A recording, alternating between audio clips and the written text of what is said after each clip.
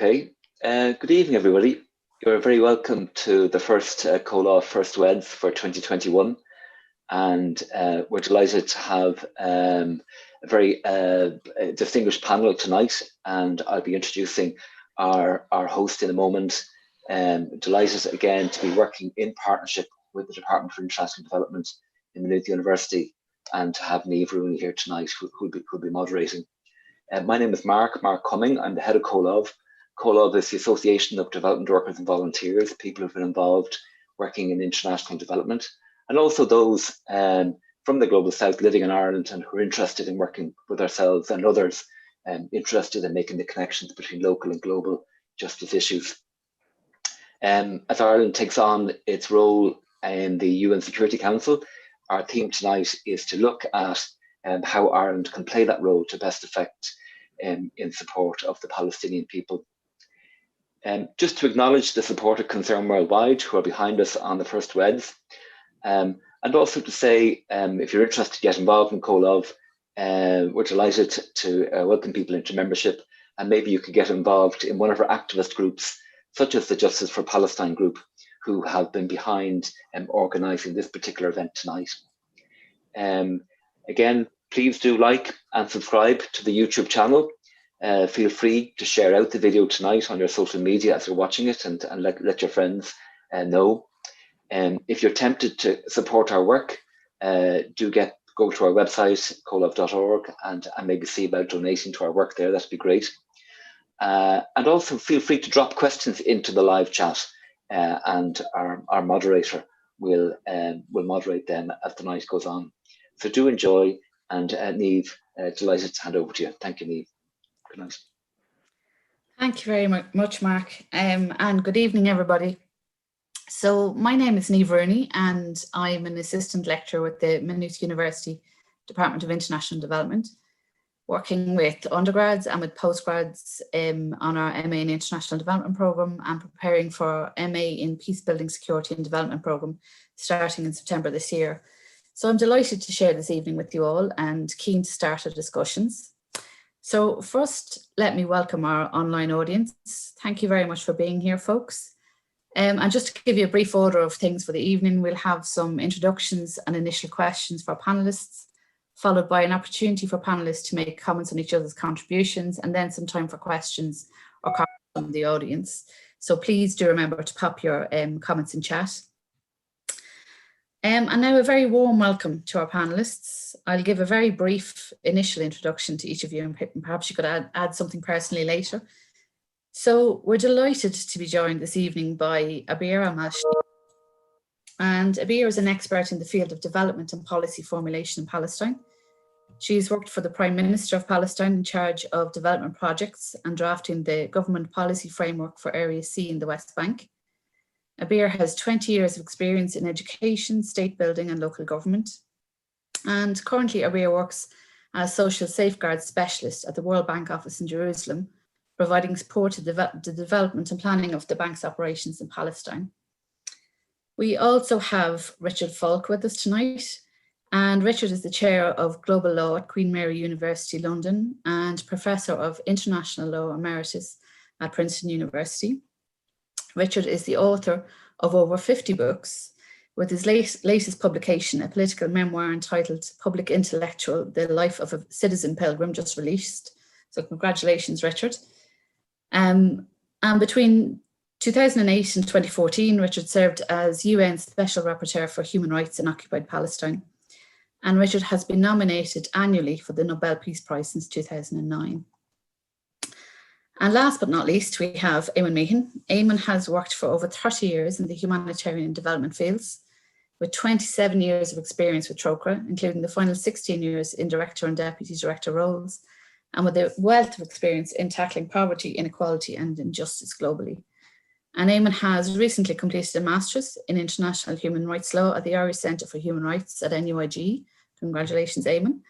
And is a board member of SADACA, the Irish Palestine Alliance. So we're here this evening to discuss Ireland, Palestine and the United Nations Security Council. And I'm conscious that both the Palestinian issue and the Security Council are quite complex, and they can be quite difficult to navigate and process. and I include myself in that. So I'll begin by offering a very brief introduction to Ireland and the Security Council, and I'll then invite Abeer to do no mean feat to offer a brief overview of the current situation in Palestine. So in January this year, on the 1st of January, Ireland took up its seat for a 2-year term as an elected member of the United Nations Security Council. And the Security Council is empowered to impose binding obligations on the 193 UN member states to maintain international peace and security. And the UN Security Council is a complex geopolitical environment which has 5 permanent members, otherwise known as the P5. That's the US, the UK, France, China, and Russia, and 10 elected members, of which Ireland is one.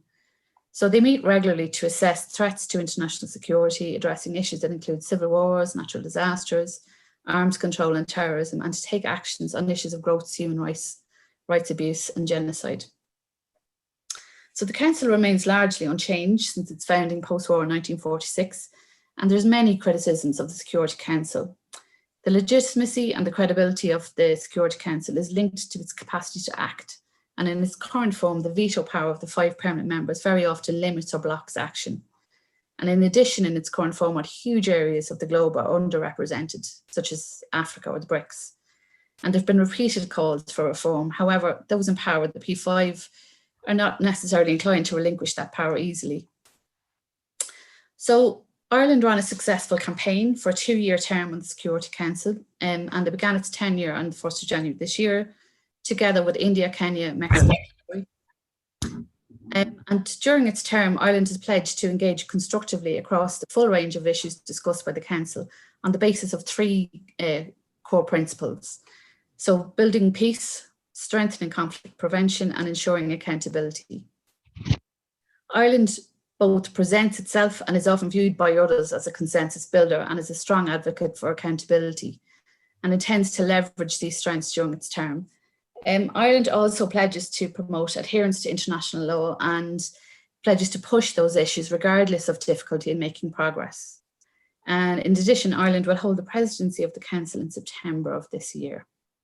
So that's a very brief overview. And perhaps I could come to you first, Abeer, and ask you to attempt the impossible and to give our audience a brief overview of the current situation and key issues in the occupied Palestinian territories. You are yes, yeah. Hi, thank you for Niama for this presentation. I know I have only 5 minutes to give a brief of what's going on, so I'll be quick. You know, there are the usual issues going on in terms of occupation, siege and blockage on Gaza, continuous harassment and demolition in Gaza, in Jerusalem, and numerous places in the West Bank, mainly in the Jordan Valley.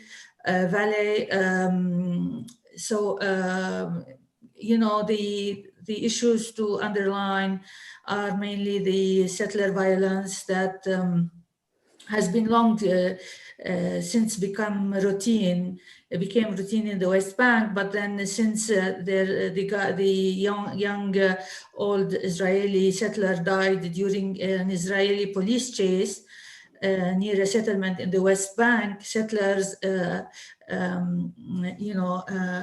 increased their attacks against Palestinians. Of course, backed by and encouraged by the Israeli army. This spike has been repeated, but seen obviously remarked since December, and it's going on.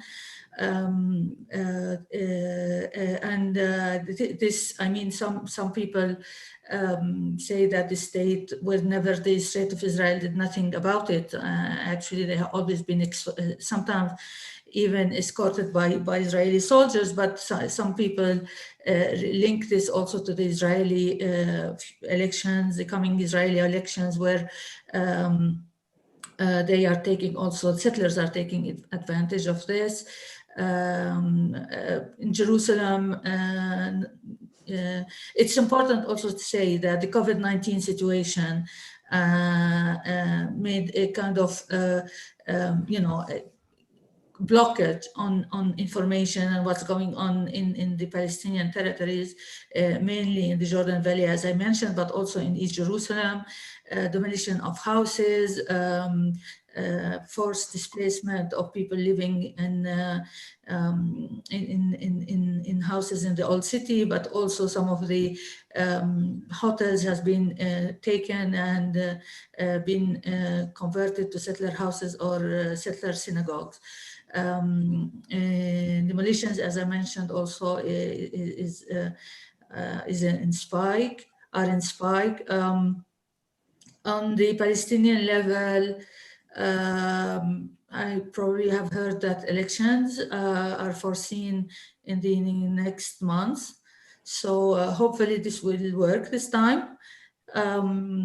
So probably we can leave this later if anyone has questions.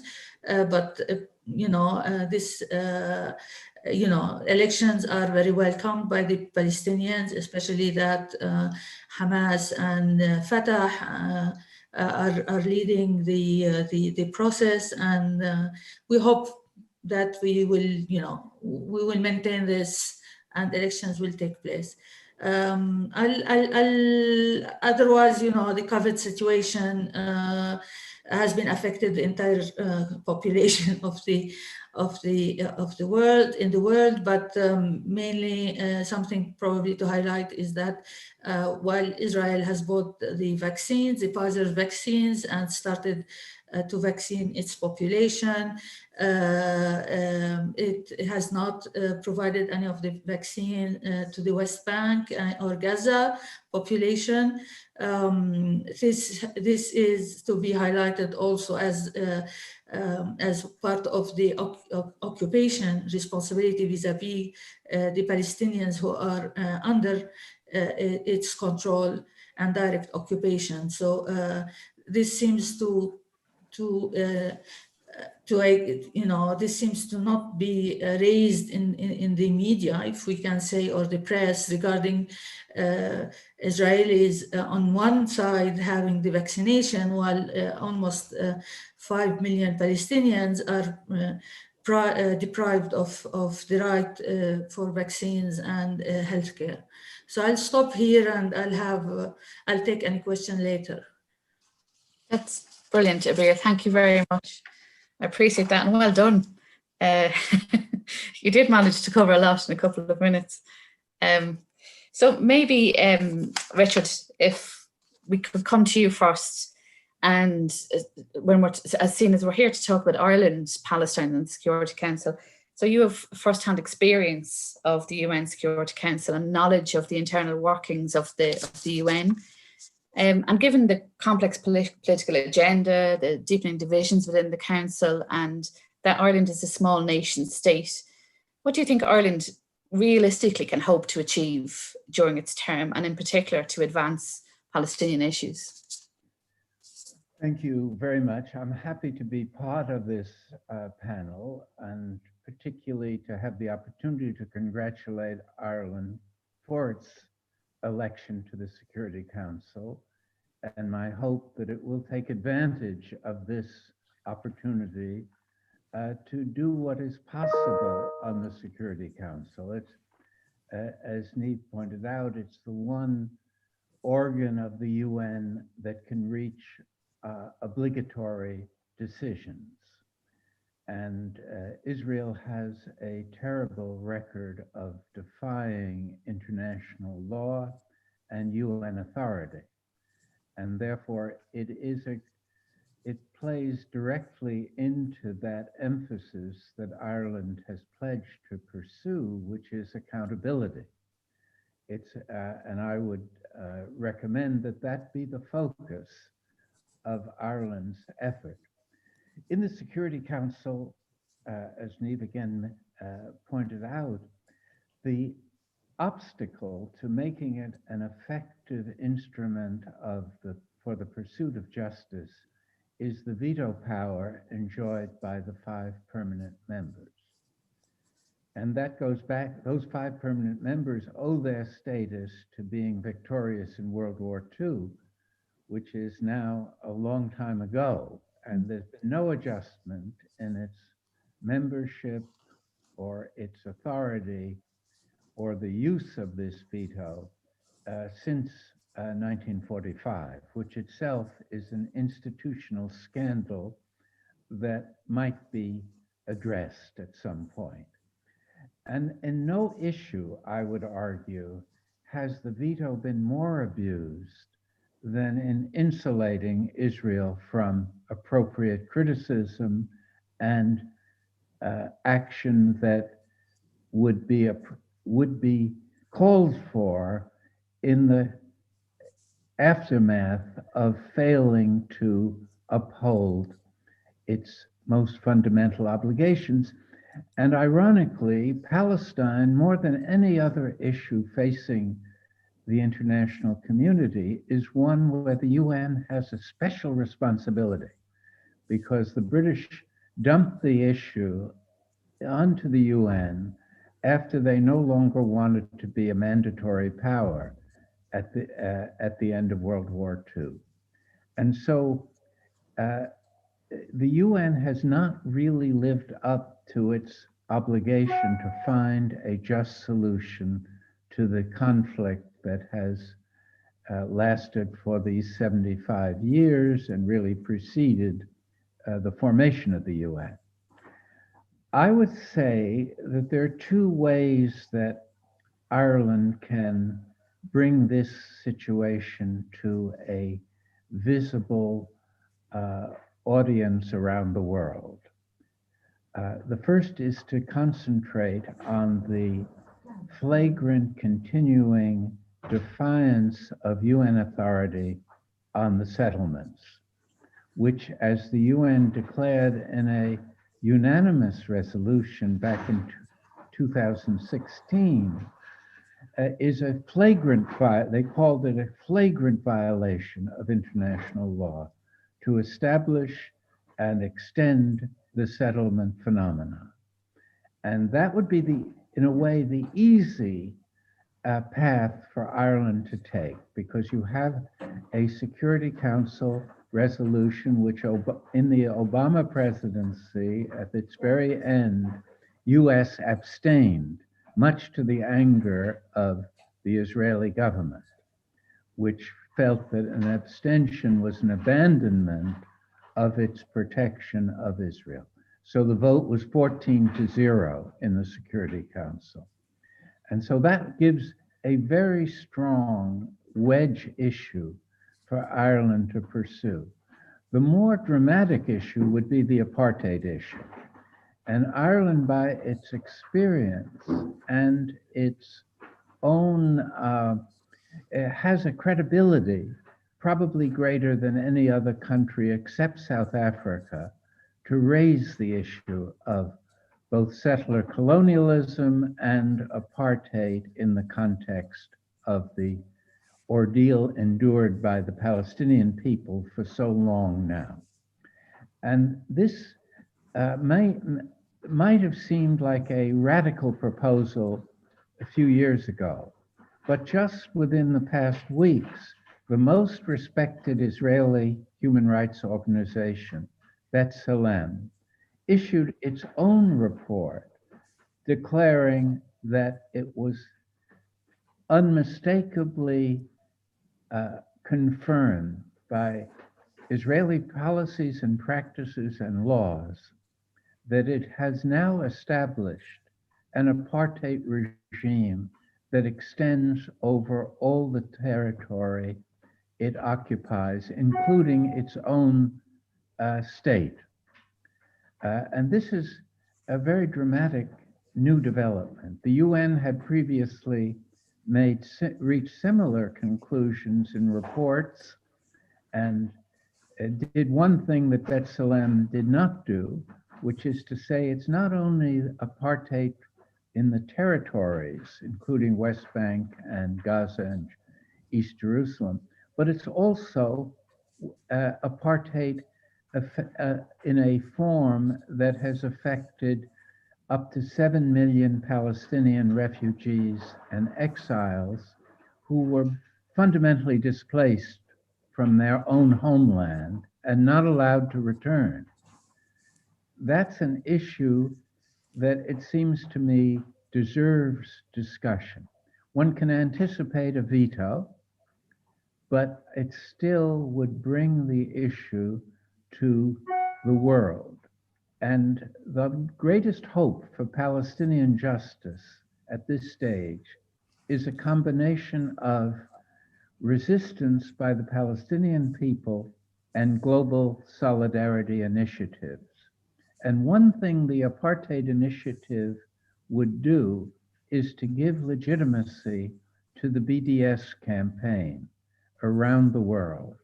And we must remember that it was the BDS campaign and the UN support for such nonviolent external pressure that finally led the South African Afrikaner elite to recalculate their own national interests and decide it was better to live in a multiracial constitutional society than to persist with apartheid racism. And so it was this global solidarity and South African resistance that one can look to as the formula for the eventual emancipation of the Palestinian people from this long ordeal of subjugation under an apartheid regime. And the Security Council can give voice to that, even though that will not solve the peace problem all at once. Thank you, Richard. Can I ask very quickly before I give Eamon and Abeer a chance to ask any questions? Do you think the last regime, the Trump regime administration, sorry, that was a faux pas altogether. The Trump administration, they were quite harsh in their terms, like, and they, I mean, some of their veto was during the administration, and in their declaration that settlements were not illegal under international law. That was their take on the matter. Do you think that the damage that was done during the Trump administration can be undone with the new administration coming in, and do you have hope for more progress and a turnabout? I think that kind of issue is quite likely to be undone, at least to the extent of reversing the status of the settlements from what the US position had been pre to Trump, which was that they were unlawful. Yeah. Even though it said in recent years, pre-Trump, in the Clinton presidency and in the Bush and Obama presidency, basically, they used the language, it's not helpful to the cause of peace, but yeah, they became unwilling to condemn them altogether. And my view is that one should go back to the Geneva Conventions, which do make a very clear prohibition on establishing this kind of settlement in an occupied territory. Yeah. Article 49, paragraph 6 is unambiguous that this is illegal. Yeah. And one hopes that one of the things about accountability that Ireland can push is for all members to live up to their obligations under international law, particularly in conflict and occupational situations where the UN has a special responsibility. And I wouldn't underplay this point that I was trying to make, that the UN has a special responsibility to Israel-Palestine that it has to no other country in the world, no other situation in the world. And it hasn't followed up. It's been blocked and obstructed, of course, mainly by the US, but also by the EU to some degree. But Yeah. it's the US that's been the hard power that has given geopolitical muscle to the illegal doings of the Israeli government. Yeah. Hopefully with the Biden administration, it signals some positive change on that issue. Abeer, if I can come to you. You're just on mute there again. We need to take you off mute. Yes, I hear you now. You're here. Okay. Do you agree with Richard's opinion that apartheid, the apartheid issue and the defence of the settlement issue, that they're the two big things that Ireland needs to work on, that they would be the most strategic issues to work on, or do you have other priorities?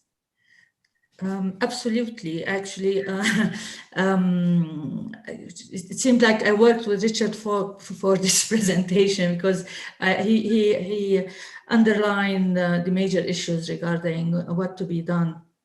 The apartheid, the Israeli state of apartheid, and this needs to be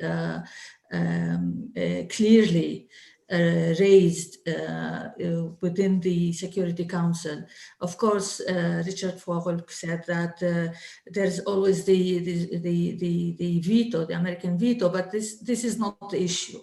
The issue is how to start to change our discourse, how to prepare the discourse, and how to have a plan on a comprehensive plan. Probably now, because Ireland, we are talking about Ireland, but also to maintain it for a long time until change hopefully will be done. As Richard Falk said, yes, B'Tselem has published this report about Israel, describing it as a regime of Jewish supremacy between the sea and the river. And B'Tselem speaks about 4 major reasons why this is an apartheid.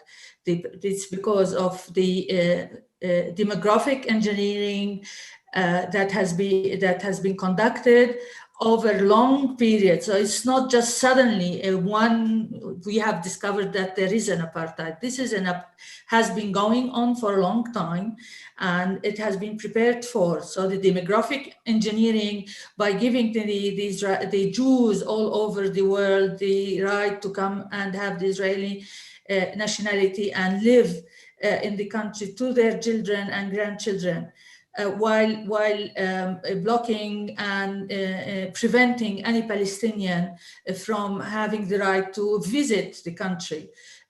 We are speaking about 6 million refugees who lost their rights in Palestine. So this is the demographic engineering. We speak about, B'Tselem speaks about physical engineering, confiscation of land, taking of land with different pretexts. Political engineering, where Palestinians are deprived of their major human rights and political participation, and then the movement engineering. We know that Palestinians are shut into enclaves in Gaza, in West Bank, in Jerusalem, and this makes it an apartheid. So we have a solid basis to call Israel an apartheid. But this is probably also not the main issue, because we can always say that we have people that would come and say, yeah, but we can discuss this issue. What is important is that Israel considers itself and is regarded by the entire, let's say Europe, let's speak about Europe and the United States and many other countries in the world, as a democracy.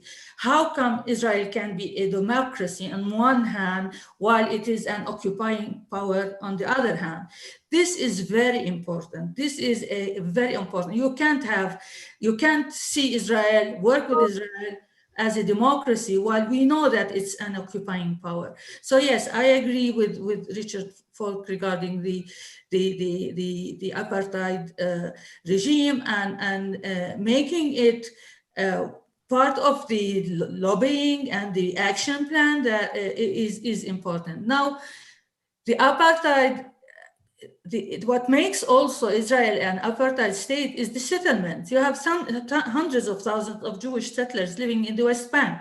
So the issue of settlement is very important, and you need to know something also about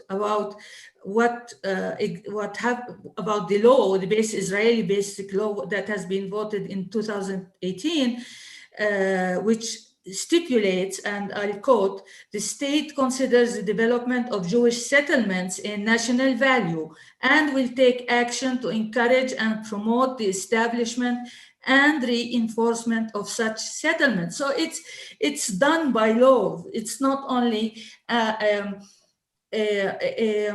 ad hoc action or arbitrary action by settlers. It is legal issue. So I wanted to very quickly also to give our audience here a short example of Homs village. Homs village, now, while we are talking, there is continuous demolitions of the village I don't know, this is the second time today, the third time within a week, and it has been going on since 2017. We are speaking about 85 members. Their houses were demolished, their tents were demolished, 40 shelters for raising their livestock were demolished, and this goes on and goes on. What is interesting to know about, because this is the case of many of the villages in West Bank, especially in the Jordan Valley, because Jordan Valley is where Israel wants to keep and populate with settlements, where it is already populated with settlements, but then the population, the Palestinian population scattered in the Jordan Valley is elsewhere also is a problem. They need to evacuate and force them to displace. What I wanted to say about this village and how it starts, you should know that since 2017, this village started to receive Israeli notification from the Israeli army, telling them that they need to leave their houses for one day because it has been because the army wants to conduct military exercise. So this is one of the methods used by Israel as a state to force people up. So they force them out of their land and their houses for one day, then for another month, and then they come a year later and they demolish. So exactly. The issue of settlement is very important. How we link this to the question of UN Security Council? It's clear. The Council says that actually Richard Falk spoke about the resolution regarding the settlement, but also it is important to speak using the language of the Security Council, which says that the Council expressed concerns about the situation on the ground. It declares it null and void in Jerusalem as well and the West Bank, and the Security Council calls for cessation of Israeli settlement activity and so on and so forth. So we need to put this within a legal also, which is obvious. It's nothing new actually, but it's the continuity of the work. It is how to keep it, continuous, how to make efforts, put efforts together. So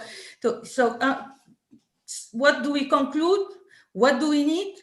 We conclude first that a negotiated two-state solution has become a fantasy. So if Ireland is going to talk about the two-state solution, they need to understand first what's going on the ground, that it is an apartheid one-state solution, what we have today, and that we cannot continue talking about this negotiated two-state solution with the Americans and with the others. So this need to be if Ireland would like really to take a step towards this issue, they need to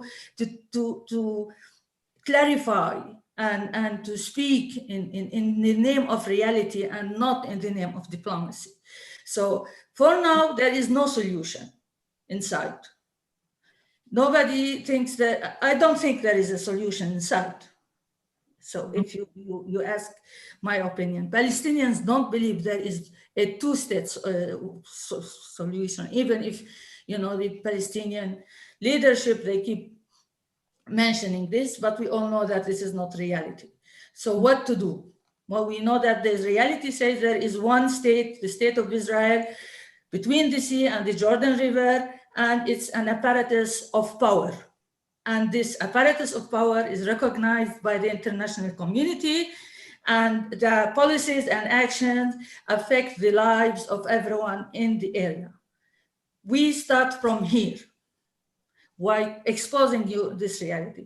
So, of course, there's the de facto annexation of the West Bank, there is the annexation of Gaza, the annexation of East Jerusalem. So these issues need to be, you know, wrapped up in what I think it should be an action plan where we need to activate, as Mr. Falk said, the UN resolution, Security Council resolution, but also I think for Ireland and the European Union and the world also to lobby against the UN within the General Assembly. For us, this is important, the UN General Assembly. This okay, is, thank you, Abeer. I think we're the time is flying by here, and I think we need to pass on the mic to Eamon now for a couple of minutes. But thank you very much for your very passionate contribution. Eamon, Abeer mentioned that in her opinion, a negotiated two-state solution is not an option. It's not even on the table unless apartheid is addressed, unless the apartheid issue is addressed.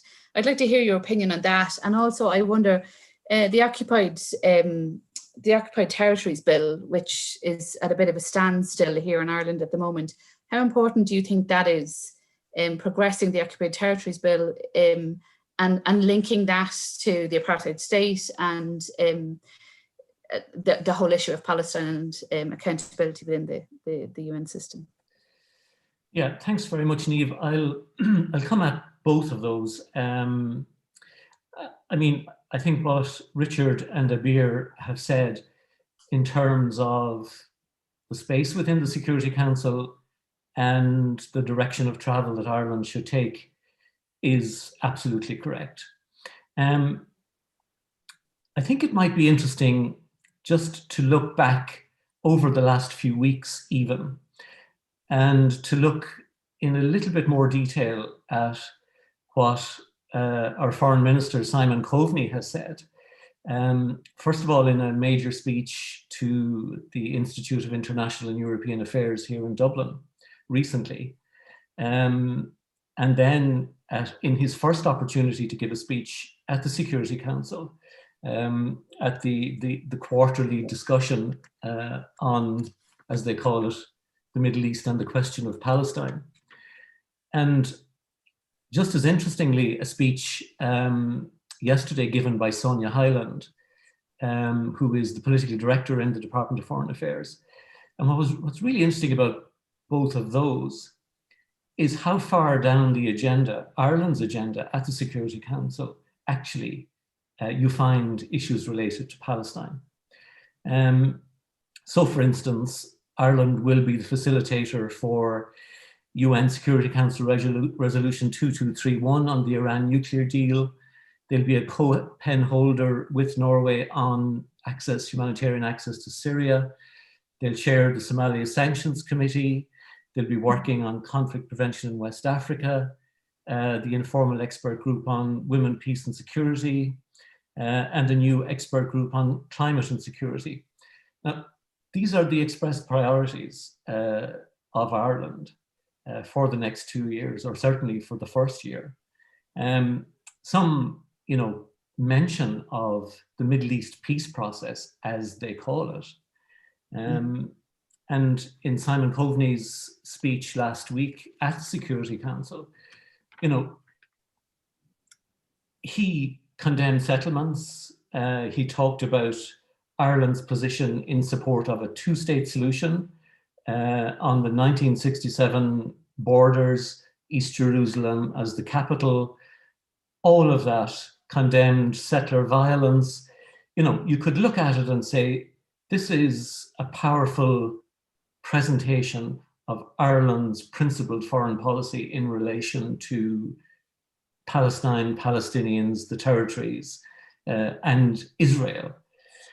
But the reality is that there is very little in it that takes Ireland beyond anything that we have said over the last 10 years, or indeed that the European Union has said, or any number of European Union individual member states. So, I mean, I accept that there is a very strong commitment in principle from Ireland, including from the Irish government, to the Palestinian people and to a just solution to this grave injustice, which has gone on for 100 years at this point. So there is that commitment, but you'd have to ask really in the context of our experience, and you mentioned the Occupied Territories Bill, and literally the failure at the very last minute of the government to include that in the programme for government, or the parties as they were negotiating. You know, to what extent is Ireland willing to put itself out there into a place of potential danger, criticism, and obstacle in support of Palestine? And, you know, Richard has said that this is a challenging space. And I think we've seen in recent years that the concept, the notion, even the language of human rights is in retreat within the UN Security Council. And, you know, okay, we've a new US administration, but I do think there is a very strong carryover from the whole Trump era. And I think there's quite a lot to be done to actually, in a sense, restore US policy on Israel and Palestine to what it was at a minimum. I mean, to put it simply, this is not a conflict, a classic conflict with equal states or nations or peoples or power in conflict. This is an asymmetrical situation. Israel and the Palestinian people do not bear equal responsibility for the situation in which we find ourselves. So this notion of permanent balance, you know, criticize the settlements, criticize, you know, rockets from Gaza, criticize settler violence, criticize, you know, Palestinian children throwing stones. This sense of, you know, Israel living in peace and security and a viable Palestinian state. I mean, that is no recipe for a solution, for a just solution for the people of Palestine. Impunity, you know, that's the norm. Language becomes debased when we constantly repeat the same stuff, whether it's in the Irish Parliament or at the UN Security Council, and there are no consequences for Israel. As Daniel Levy said last year when he was speaking to the UN Security Council, he said that this two-state solution is not permanently elastic, you know. Israel cannot continue on this path and at the same time the international community continue to believe that a two-state solution is possible. It just isn't. And it would take tremendous courage for Ireland to actually stand up, well, sit down, take a microphone in the Security Council and actually change the narrative. Because that is essentially what is needed, to talk about no longer just condemn settlements, you know, condemn, you know, attempts at de jure annexation, there needs to be a complete change of the narrative, and Ireland could lead on this, talking about human rights, acknowledging and recognizing that what we have is a system of institutionalized discrimination, as Abeer has said, between the river and the sea. And a system of segregation continues to be imposed on people. And to challenge the international community to take up its legal responsibilities. You know, the international community is legally obliged to respond to illegality practiced by a member state of the UN, and in this case, clearly by Israel as an occupying power. So just to make a couple of very quick points, that is the way forward, you know, acknowledging that there needs to be a change in the narrative, a change in the language, a change that will ultimately mean that action is more likely from the international community. One or two things that, you know, very practical things that Ireland could do. You know, Richard mentioned apartheid. I mean, even if Ireland does not go so far as to kind of call out apartheid, you can use language that actually means apartheid. Now, I don't even know if a resolution would get to the floor of the Security Council with that kind of language embedded in it. But, you know, what's the point in being there if we don't try that? It's very difficult for civil society to get access to the UN Security Council. One thing that Ireland could do for Palestinian civil society is to create a space where Palestinian civil society could come as a collective and actually present the reality of life for the Palestinian people and get it on the record that this is grassroots Palestine talking about apartheid. Now there's a structure called the ARIA formula, which means that informally, outside of the formal structures, but now usually webcast and often referenced and minuted, it is possible for Security Council members to bring in civil society organizations, even individuals, and give them that forum. And I think Ireland could do a lot in terms of longer term access by civil society to the Security Council by going down that route. So doing and saying the same old thing, there's nothing to be gained by that. Even if to the casual reader, what Simon Coveney says, you know, to the Security Council sounds like the truth. It's not. It's platitudinous. Yeah. Okay, so maybe it's his first speech. Maybe he will go further. Maybe he says this behind the scenes. But in the world of Zoom, it's very difficult, I think, to have behind the scenes meetings. So it is about what you say, what's heard. And if you're not speaking the truth, well, you share the guilt. And you know, I think that that's a real problem. Highly unlikely that Ireland will put itself out there in that place of danger, but also that position of being honest. Frankly, I haven't seen any evidence that they will do that. We live in hope at the same time. Thank you, Eamon.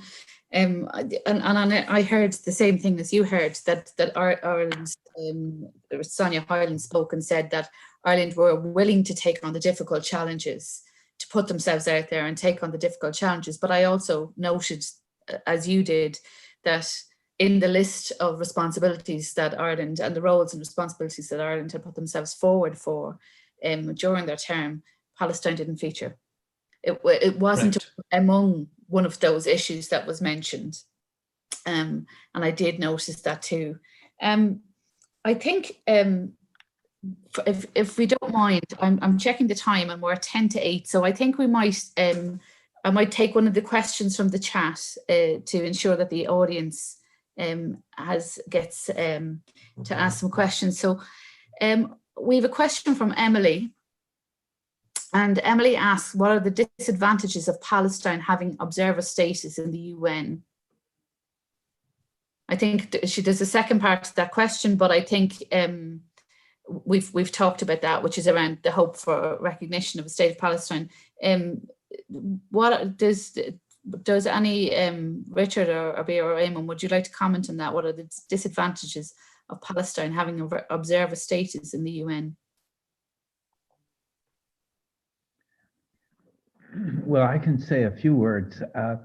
I think the attainment of observer status was done over the objections of the US and Israel, and was an achievement by the Palestinian movement, and gave the Palestinians a voice in the deliberations, not of the Security Council, but at least of the General Assembly, and participation in other parts of the UN system, so that it was a step forward. The status is one that's comparable to the Vatican status. It's not a fully legitimated member of the UN, but it has many of the opportunities to have its views at least presented in the delegates' lounge, if not in the formal proceedings of the organization. So I think at this stage, it's a good thing and allows the UN to celebrate on November 29th each year a recognition of the Palestinian people and their struggle. So I think that's positive, and is part of what I think Eamon was very correctly saying, that what the UN can do, there are a lot of things it can't do, but one of the things it can do is change the discourse or the narrative. And it's time that it did it, and it's an opportunity, I think, for Ireland, because of its own background, to make the strong case of the sort that I tried to suggest in my opening remarks. And it's up to Irish civil society to make the government uncomfortable if it doesn't make that case. In other words, it's not only the government that's challenged by this election to the Security Council, it's also the people of Ireland. Do they care enough to make this issue a priority of the sort that the government is under pressure to acknowledge? Yeah, I completely agree. I think Irish civil society, we need a show of solidarity and to put pressure on government to take action and to make those, to take those difficult stances while they are holding the seat in the Security Council. Thank you, Richard, for that. We'll just have a look at another question.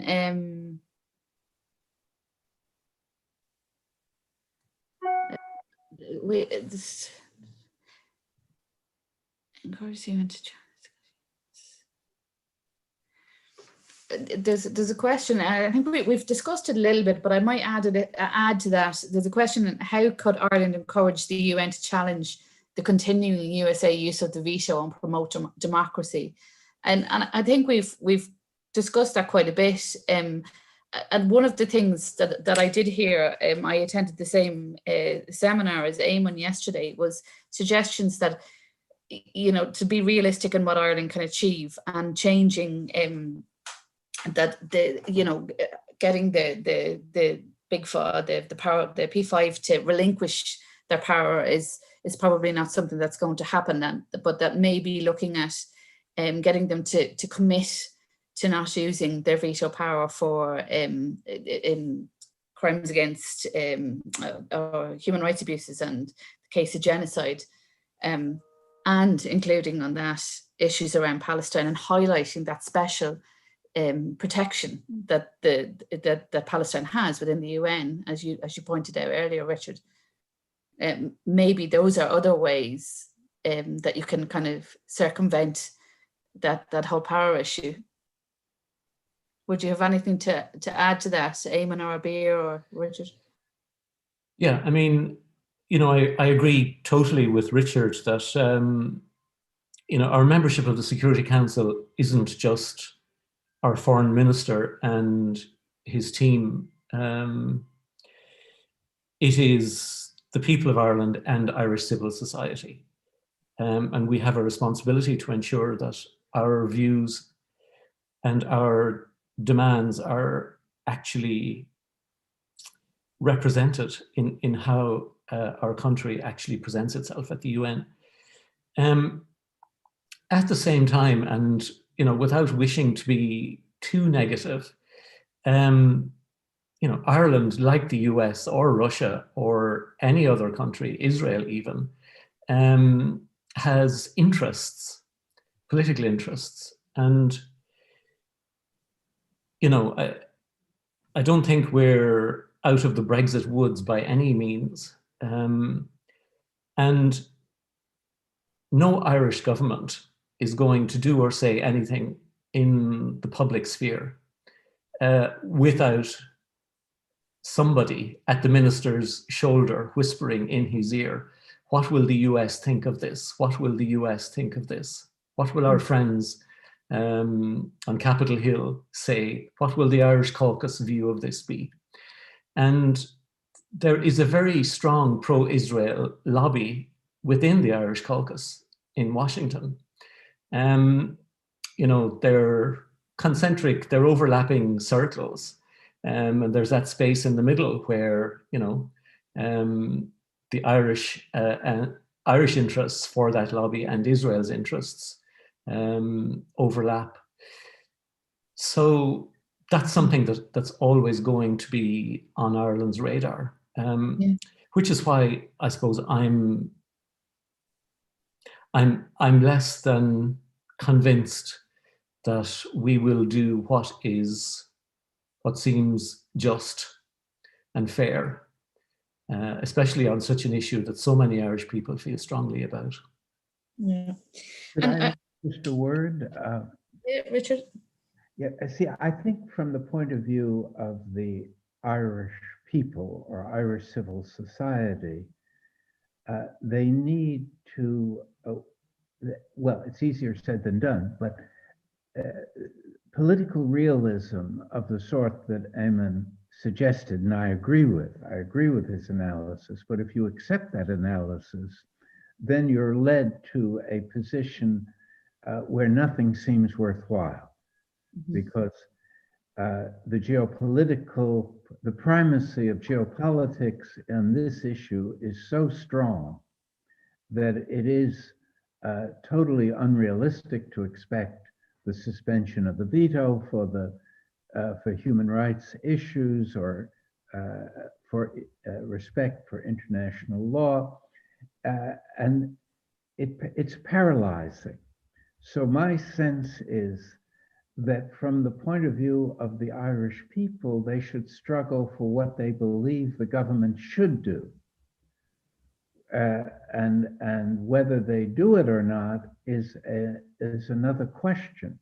But at least then one has a clear moral and political vision of how to address a moral scandal that exists in the world, which is just a spectator. The UN has been basically just a spectator of this ordeal that the Palestinian people have endured during its entire 75 years of existence. And that, therefore, the presence of Ireland on the Security Council may not be such a great opportunity for the government, but it is a great opportunity for the Irish people to be mobilized around their demands for a just foreign policy that, as I say, with respect to Palestine, really emerges out of Irish history itself. There's a natural solidarity with the Palestinian struggle. And it's the integrity of that struggle can give great force, I think, to a really mobilizing effort to express solidarity within the Security Council by the Irish government. Yeah. Can I add something just to probably be bold to what Richard said. I mean, what I understand from what Richard said, but from my perception of Ireland and the Palestinian perception of Ireland, that in order for Ireland to make change at the Security Council, Ireland should believe that they can do it, because this is how Ireland was established. This is how the Republic of Ireland exists now. And this is because Irish people believed that they need to have their own country, their own state. And what the English used to call troubles, and the rest of the world used to call troubles, is itself a movement of liberation and resistance that led to the existence of to what we know now by the Republic of Ireland. So Irish people, which I know and I thank for their solidarity because of this history, they need to make the government itself, their representatives, the one they have elected, to believe in this also. We cannot have this kind of unfair balance, make it what has been provoked earlier in the discussion. So this is important for me and for the Palestinians also, because we believed also in the struggle of Irish people and we supported it. So this is for one thing. And the question how we address the Americans and the United States. You know, the United States has, you know, it's clear that the relation with Israel, it's, of course, there's a lobby, there's all these issues, but there's the interest. And if the United States get the idea that a just solution for the Palestinians would lead to a better interest in the region of the United States, I think this would be, would make the change, at least start the change, because I believe it will take very long time to do this. So despite all this normalization with the Arab countries, people are not happy with it. And the Americans, I think they know, but somebody should also tell them that Israel, they cannot live as the way they're doing with the Palestinians. They cannot continue, which is actually led to why we have this Jewish solidarity movements and so on and so forth. So I think this is also something that need to be considered by Ireland. Okay, thank you, Abeer. I'm just going to read out some comments coming in on the chat.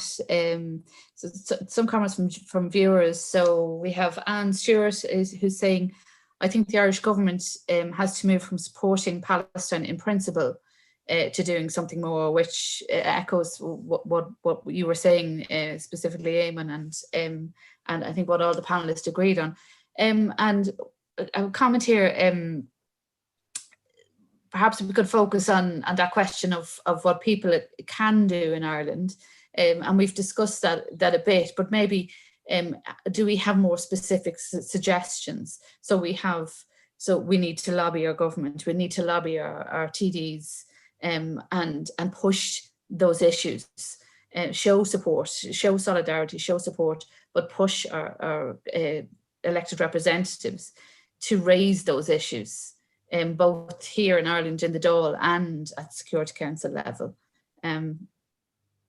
And we have another comment here: civil society platform to inform, a good idea, followed by a resolution as Richard suggested, but it will need a lot of pressure on the Irish government. So it seems that the audience agrees that with the comments that we've heard, particularly from Eamon, that while it's lip service is not good enough, we need action as well. We need some positive actions from the Irish government.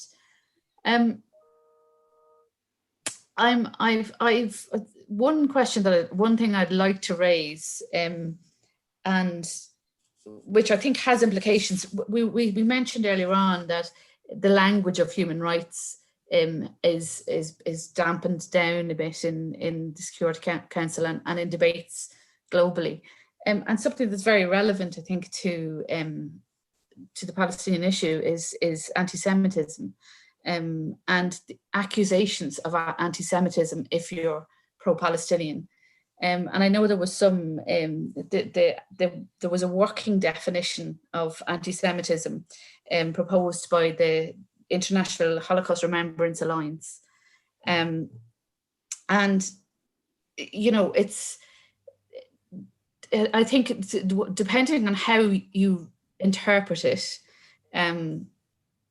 it can be very damaging or not. I mean, it specifically states in it that it's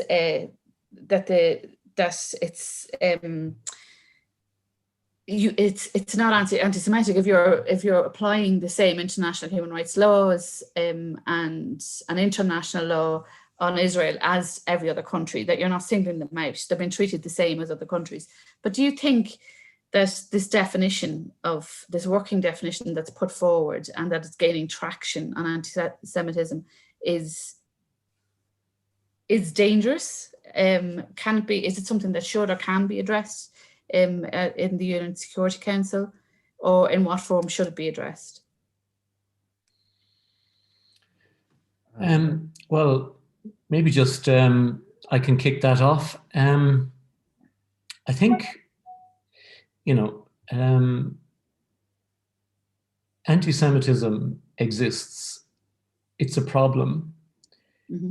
And one of the most appalling situations to emerge over the last 4 or 5 years, or probably longer, is that the kind of racist views and language and coalitions that you see emerging in the United States, and whose political, those who typically get elected and who hold those views are strong supporters of the state of Israel, but deeply embedded in that is anti-Semitism. So you have this extraordinary situation that some of Benjamin Netanyahu's closest friends are close to people who, and are strongly supported by people who have very anti-Semitic views. So I think, you know, I think one thing we have to resist, and again, if Ireland can establish this firmly at the Security Council, it is to establish a situation where any criticism of the state of Israel and its actions and its human rights abuses and its breaches of international law are silenced because they are regarded as anti-Semitic. I think that would be highly dangerous. And there is a campaign to do that. And the latest version of that is a campaign to shut down any criticism of Zionism on Facebook. Even to use the term Zionist or Zionism potentially would mean you're shut down on Facebook. What I would look to, and what I would hope that we in SADC and perhaps others can do this year and in the future, is to look to maybe more progressive Jewish voices, like, for instance, the Jewish Voice for Peace in the US, and their view as to what constitutes anti-Semitism. Because clearly, it will not consist of a critique of the state of Israel. So that's where I would be looking for definitions of what actually constitutes anti-Semitism. And I would be pushing back on definitions of anti-Semitism that include any criticism of the state of Israel, or indeed anything that can be, you can be accused of anti-Semitism literally if you accuse Israel of breaching international law. So complex area, but I think there is a challenge there. Yeah, absolutely. Richard or Abeer, do you have any comments on that? Well, I think I agree basically with what has been said. I mean, the whole effort to brand criticism of Israel as anti-Semitism is a Zionist tactic to resist delegitimizing Israel on the basis of its policies and practices. And it is a deliberate confusion of the criticism of a state with a criticism of people because of their ethnicity. Yeah. Anti-Semitism has to do with hatred of Jews. It has nothing to do with whether a political movement like Zionism is good or bad, or that the policies pursued by a given state, in this case Israel, are in conformity with international law or not.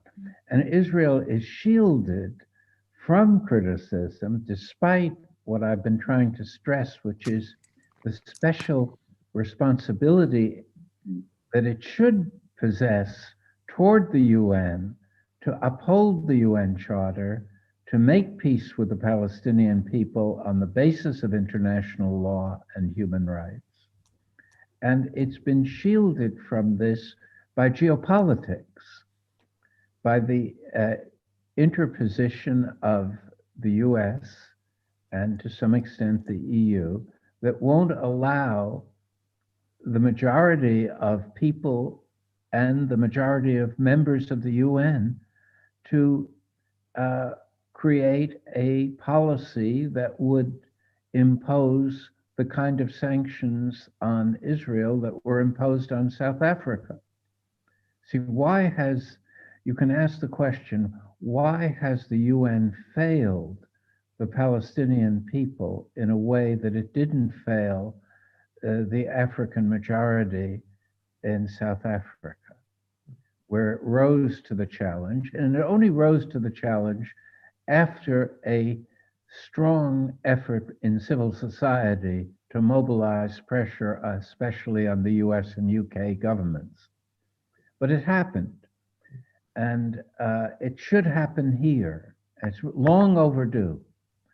And that's why I think this whole sort of red herring of anti-Semitism is just thrown into the mix as a way of intimidating people, of confusing the issue, and of allowing Israel to continue to defy fundamental obligations under international law and the UN Charter.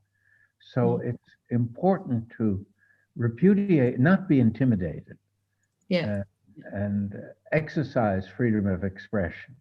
Yeah, detracting from the real issues, which are justice issues and human rights issues. Absolutely. Yeah. Abeer, do you have any final comments on that?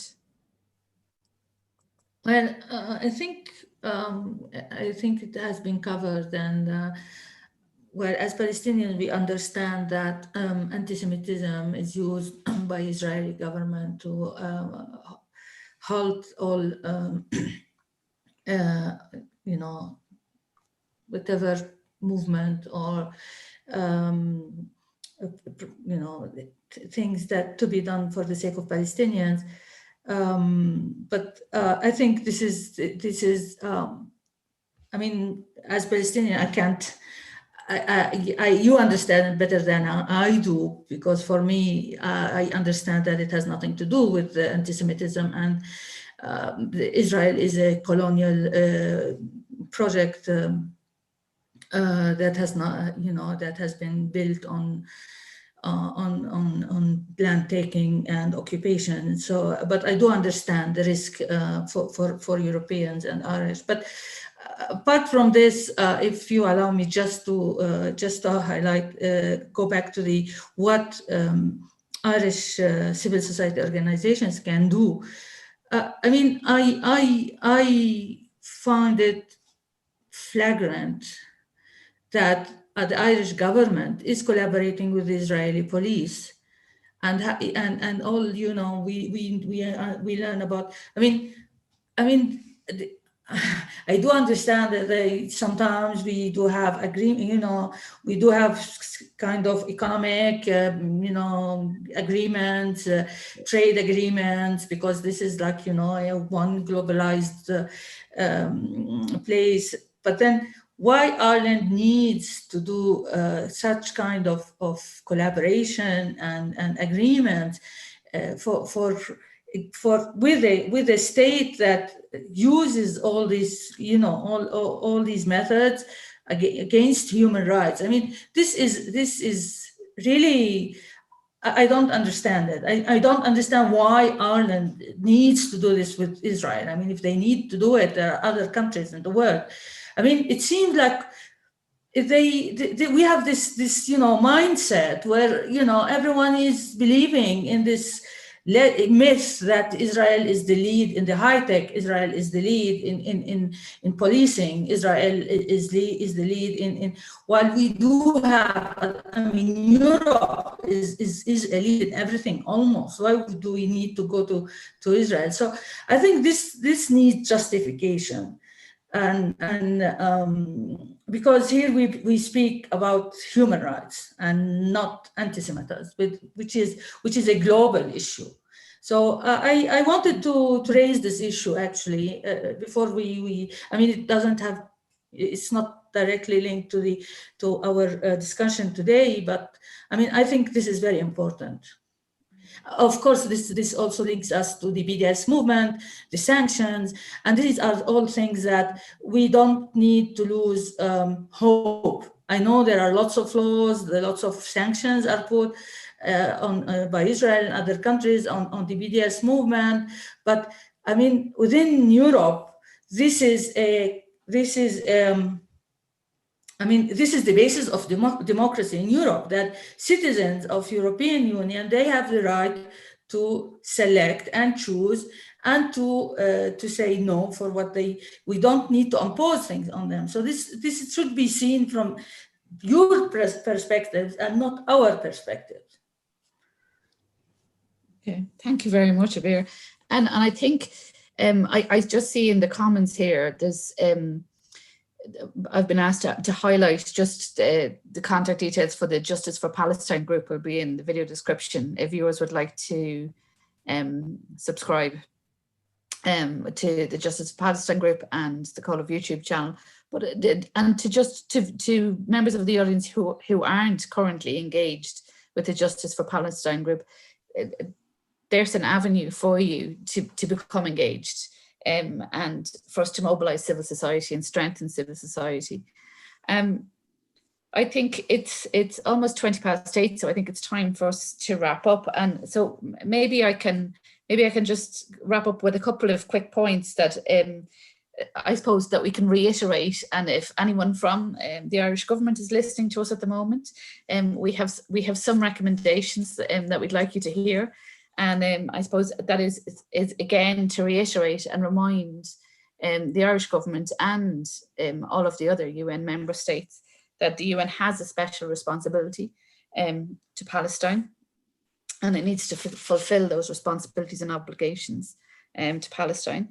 That apartheid is a key issue, and that we need to take actions.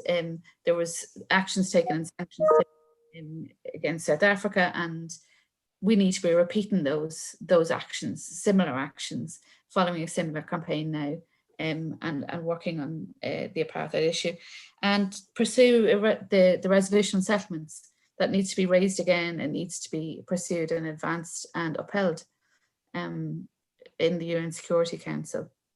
And I think one other thing that I'd like to I suppose finish with, and it's something that Richard, that you said and that you've all alluded to.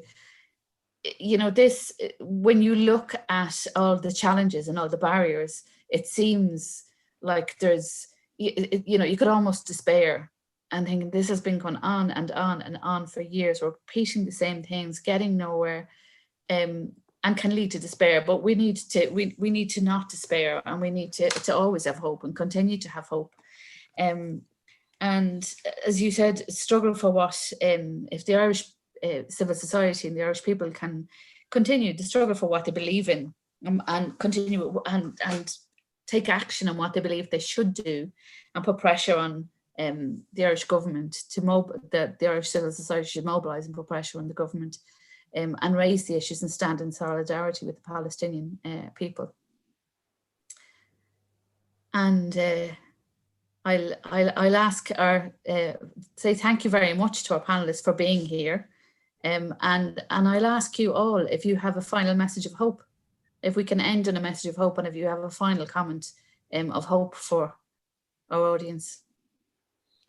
Well, maybe just to say that the challenge laid down by both Richard and Abeer to Ireland, to the Irish people and Irish civil society, is one that I certainly am more than willing to take up and to continue through SEDACA in particular, but also in coalition with others, to continue to challenge the Irish government about issues related to Palestine and the grave injustice which we see today and which needs to change.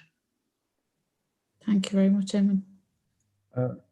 Maybe I can just say that hope rests in part on the uncertainty of the future. Many things that we thought were impossible happened, including the abandonment of apartheid by the South African government without a bloody struggle. That was something that seemed impossible until it happened. The collapse of the Soviet Union seemed impossible until it happened.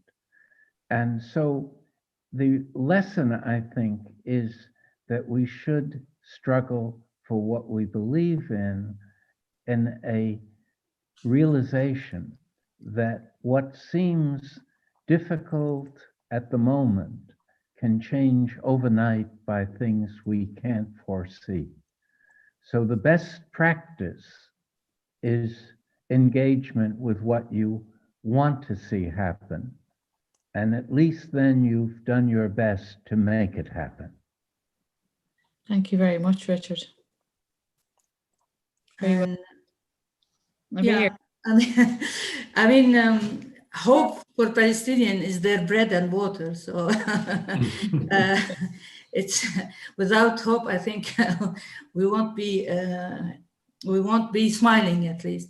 I want just to reassure our friends in Ireland and everywhere in the world who support the Palestinians that we have hope, and we will never give up, and that our resistance is by our resilience and by our existence. So as long as we exist, there will be hope.